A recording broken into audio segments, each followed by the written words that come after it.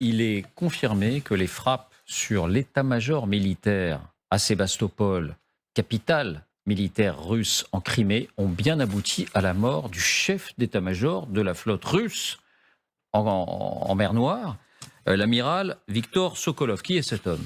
Eh bien, l'amiral Viktor Sokolov, le voici. Il a 61 ans et il dirige la flotte russe en mer Noire depuis un peu plus d'un an.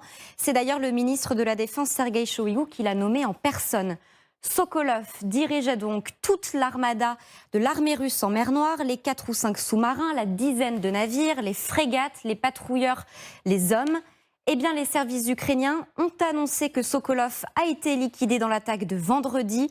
34 officiers, dont le commandant de la flotte russe en mer Noire, sont morts. Sokolov aurait trouvé la mort dans ce bâtiment, ce grand bâtiment blanc de style classique que vous voyez au moment de l'attaque. Il est en feu. C'est le quartier général de la marine russe en mer Noire érigé dans la ville de Sébastopol. Sokolov était-il précisément visé ? En tout cas, Kiev n'a jamais caché vouloir cibler les hauts gradés russes. Dernière information qui a son importance, ce bombardement de la flotte de la marine russe a déjà des conséquences. Ce week-end, un vraquier rempli de blé ukrainien est parti depuis les ports d'Odessa, destination l'Égypte, où il est arrivé un peu plus tard. Ce n'est que le deuxième navire à pouvoir le faire depuis la fin de l'accord sur les céréales avec la Russie. C'est bien le signal que pour Kiev, tous les voyants étaient au vert pour une telle manœuvre en mer Noire. C'est ça, le signal que cette flotte russe est sans doute trop affaiblie pour pouvoir menacer directement ces bateaux. On avait beaucoup parlé de la route alternative, par le Danube, par la Roumanie, avec toutes les conséquences qu'il y avait. Et ben, la route principale reprend ses droits, signe peut-être qu'effectivement la marine russe est affaiblie. Merci beaucoup Lucille. Vincent, un mot, parce qu'on se souvient que l'Ukraine avait réussi à détruire un sous-marin russe. Maintenant, elle réussit à éliminer le chef d'état-major de cette marine russe. Est-ce que c'est le signe que ça monte encore, toujours en puissance? Ce n'est pas la première fois qu'un très haut gradé de l'armée de la Fédération de Russie paie de sa vie une aventure telle que cette agression. On s'aperçoit que la vulnérabilité qui est palpable jusqu'à Moscou et jusqu'aux provinces frontalières de la Russie, eh bien, elle est également patente au niveau de la Crimée.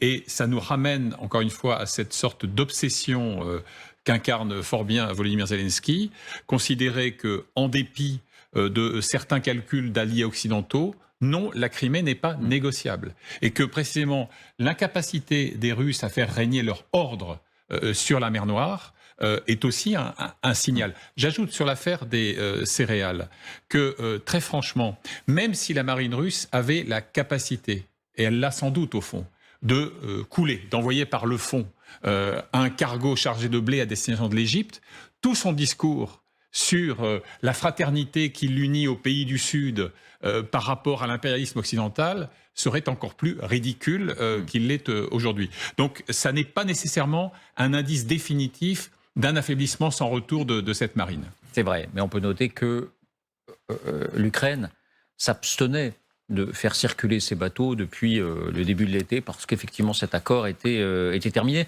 Vera et puis Dominique. Vous avez entendu parler évidemment de ce général, de cet amiral. Pas beaucoup, pas beaucoup. Il n'est pas très médiatisé en Russie, mais effectivement, on découvre son nom, mais plutôt dans la presse ukrainienne, qui confirme que c'était la chef de la flotte qui était tuée lors de cette attaque. Encore, il y avait 30 militaires haut gradés qui apparemment aussi étaient les victimes, et peut-être une centaine des blessés. Mais ce qui m'a aussi beaucoup marqué, c'est la réaction des autorités russes. En fait, elles sont comme d'habitude dans le déni, comme c'était avec le bateau, le navire Moskva, vous vous rappelez, en avril 2022. Et même cette fois-ci, une stratégie qu'ils ont choisie, c'est, à mon avis, ça va retourner contre eux en quelques moments, parce qu'ils ont choisi de présenter les résultats de cette attaque ukrainienne comme un miracle. Parce que, en fait, ils ont nié tous les victimes. Ils ont dit qu'il y avait juste une personne qui a disparu. Mais sinon, il y avait une icône dans sang russe qui a été sauvé. Et c'est ça qui a marqué en fait la providence et le fait que Poutine utilise souvent l'Église et le Dieu, qui est soi-disant, selon Poutine, est de son côté. Donc comme ça, elle voulait présenter au public que voilà, il y avait un miracle qui s'est passé parce que l'icône n'était pas brûlée, ni abîmée, rien. Mais en fait, bon, ça fonctionne pour une partie de la population, mais pour une autre partie de la population russe, qui sait à peu près les deux en fait versions, ça ressemble en quelque sorte de plaisanterie, mais qui est très mauvaise, et finalement qui cache la vérité d'une façon assez, en fait, très tragique, et même, je sais pas, c'est difficile de trouver des paroles. Comment tu peux présenter la mort des gens par une miracle d'icône qui était sauvée. Voilà. Et en plus, dans le monde entier aussi, ça serait vu comme ça. Mais dans les peut-être années qui viennent, quand on saura tous les détails de tout ce qui se passait pendant cette guerre. Voilà, et réaffirmons-le, si l'amiral Sokolov était toujours en vie, il serait réapparu, évidemment, sain et sauf, et ce serait fait un plaisir d'envoyer une vidéo générale. Oui, juste 3 remarques, au-delà du fait que c'est la Crimée qui est l'objectif stratégique de l'Ukraine qui est frappé, opération remarquablement montée, sur un PC qui est identifié, donc on sait qu'il est là, les coordonnées, on peut les rentrer dans l'armement, mais probablement un renseignement humain qui vous dit l'équipe de planification, l'équipe de l'amiral est en réunion à ce moment-là. Et utilisation dans des scalps ou Storm Shadow pour frapper à ce moment-là à l'intérieur. Alors symboliquement, tout le monde parle de l'amiral, mais moi qui ai travaillé beaucoup dans les états-majors, c'est peut-être plus important que l'ensemble des officiers aient été touchés.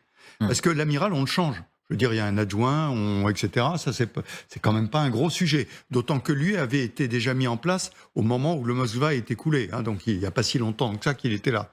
Mais, en revanche, que l'ensemble de l'équipe ait été touché, probablement les 34 officiers qui étaient avec lui, plus d'autres blessés, ça décapite vraiment le commandement de la mer Noire. Et au-delà de leur incapacité à déployer leurs armements, ou de les réparer, parce que quand il y a eu la frappe à Sébastopol du sous-marin et du bateau de transport de troupes qui était là, la cale sèche a été cassée aussi. Ça veut dire qu'on ne peut plus réparer. Et je rappelle que les détroits sont fermés. Donc ça veut dire que la flotte russe, elle doit faire avec ce qu'elle a. Et elle a de moins en moins. Et elle a Elle des ne capacités. peut plus réparer ces bateaux Non, ils ne peuvent plus les réparer à Sébastopol. Ils peuvent les réparer dans l'autre port dont je... à Rostov-sur-le-Don. Voilà, pas Rostov. Non, pas Rostov, mais... Novorossiysk. oui, voilà. Novorossiysk. Et puis en plus, ils ont détruit, les Ukrainiens toujours, les systèmes S-400 et c'est pour ça que ces frappes ont pu avoir lieu au passage. Hein, parce que tous les systèmes antiaériens ont été certainement beaucoup dégradés.